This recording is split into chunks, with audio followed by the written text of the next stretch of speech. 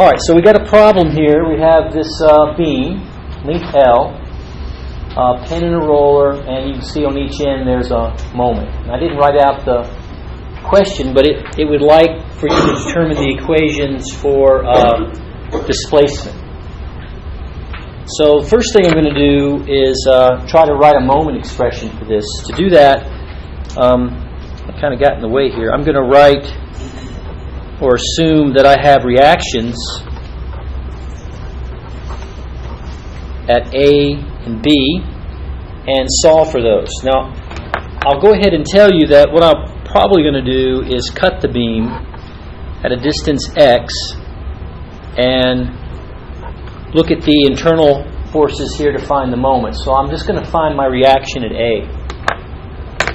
And to do that, I'll just sum moments at B. So if I come over here, using right-hand rule for my sign convention, I'm going to sum moments at B, make sure they're equal to 0. And what do I get? Well, I've got a moment m naught, which according to my sign convention is positive. I've got another moment over here, also m naught, which is negative. And then I would have a negative moment created by AY times the distance of L. So what is AY?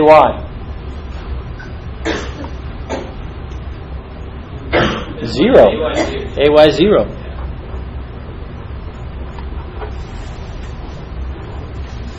That sometimes is a little jarring to students, but it is what it is. You can see in terms of moments, it's already in equilibrium.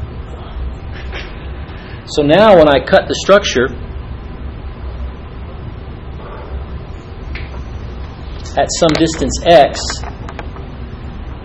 I'm looking at the internal moment, which I assume is positive, and I have my applied moment, which is m naught at some distance x.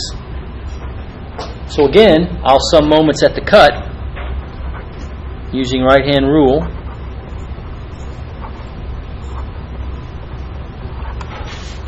The internal moment, using my sign convention, is positive. The moment here at A is negative. So it looks like the moment is simply just m naught. So I have a constant moment throughout the whole structure. It's not a function of x. You guys get that far when you were working it?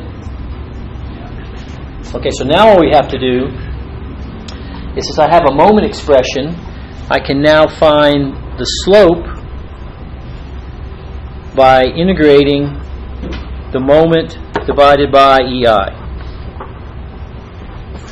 Now in this problem, EI was assumed to be a constant, and actually my moment's a constant. So I can factor all that out, so I have m naught over EI, and I'm left with just the integral of dx. So whatever you do, these integrals, they're always with respect to x, right? Okay.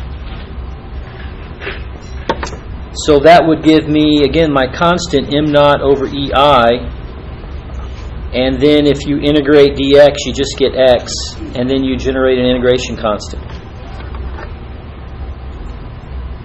Now at this point, just based upon the end conditions, we don't know anything about slope. Now you can probably see that with these moments being constant, you'll bend into a nice positive curvature, that probably the maximum displacement does occur at L over 2, and you could say that the slope at L over 2 is 0.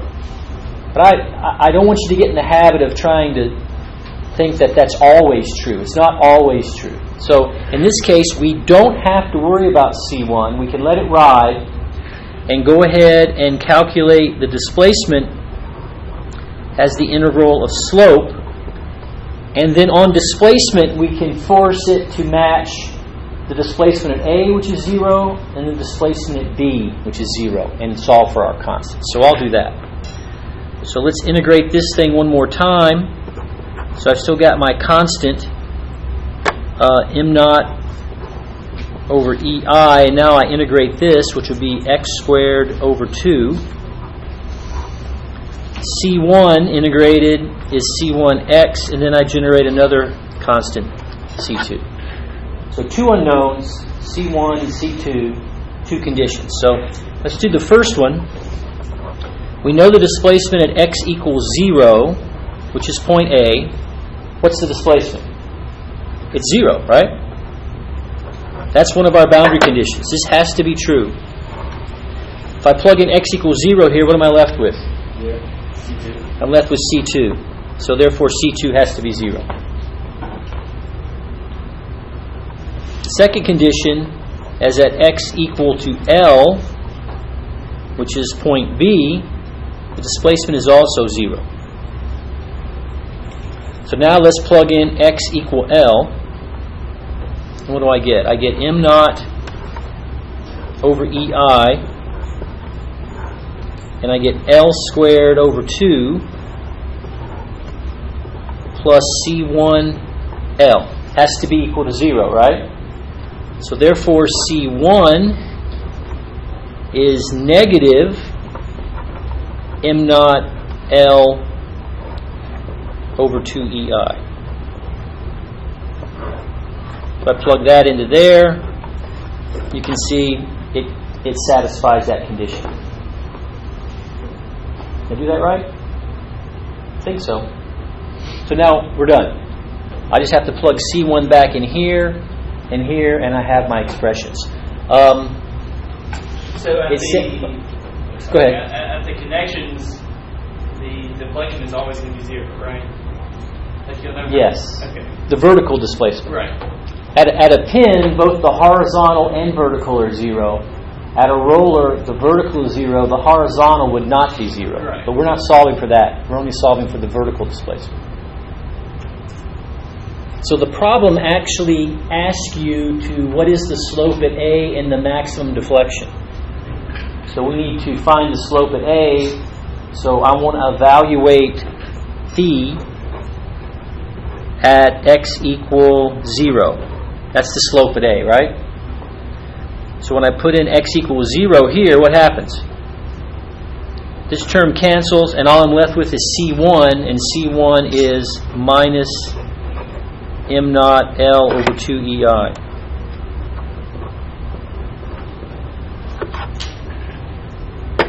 Is that the answer? Does anybody know?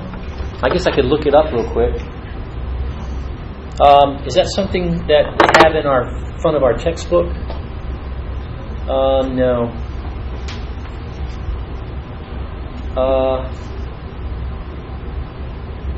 Yeah, don't have that one. Does anybody remember what they put in for their solution? I'm trying to put it in the chat. I can quickly. I have the solution manual in another place. Yeah, that's right. Is that it? Yeah. Okay. Now the next part of the question says, what's the maximum displacement? Again, because the loading is uniform, the maximum displacement will probably occur in the center, but if you don't know that for sure, you would find where the slope was 0. And that's not a hard expression to solve for. So I think I'll do it that way just today to show you the difference. So we know that the maximum displacement occurs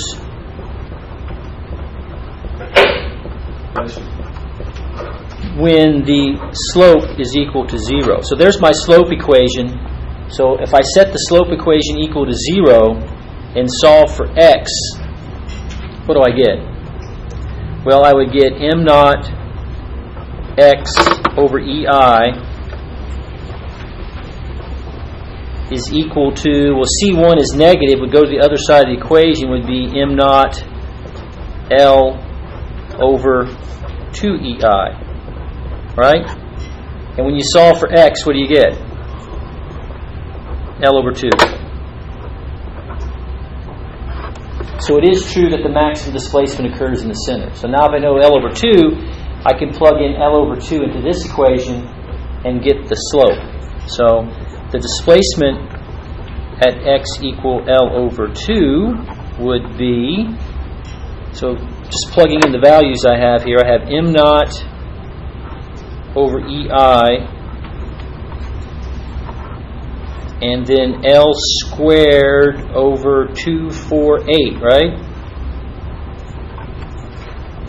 Because I'm plugging in L over 2, and that's squared, so that's L over 4 times 2 is L over 8. Is that right?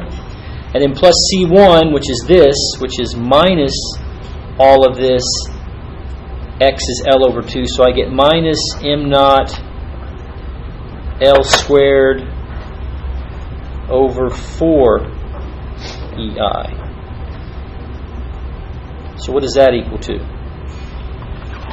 Well, it looks like I've got M naught L squared over EI, and I've got an 8th minus a 4th, which would be a negative an 8th, right? So I should get minus M naught L squared over 8 EI.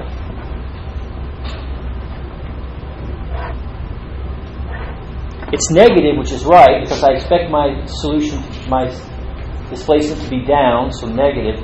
Oh, I should have also checked this. The slope, what would the slope be? Well, again, if you look at the way this thing will deflect, it's probably going to deflect something like that. So you can see the displacement's negative, and the slope at A would be also negative. So the signs seem to match. Does that work, Mr. Kimmitt, when you plug that one in? Yeah. Does? Yeah. Okay. So any other questions about this one?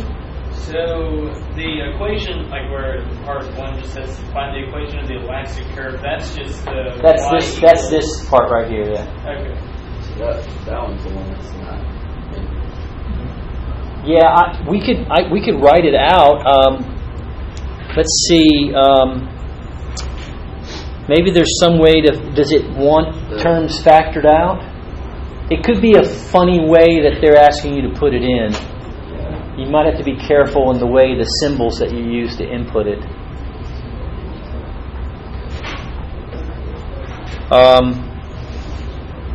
Okay, yeah, I got it. It's okay? Yeah. Yeah, so all you have to do is plug C1 back into here. We know C2 is 0. So it looks like you're going to have M naught over EI as a constant. And it looks like it's going to be L squared over 2 minus L over 2 would be the equation. So any other questions about this one? All right.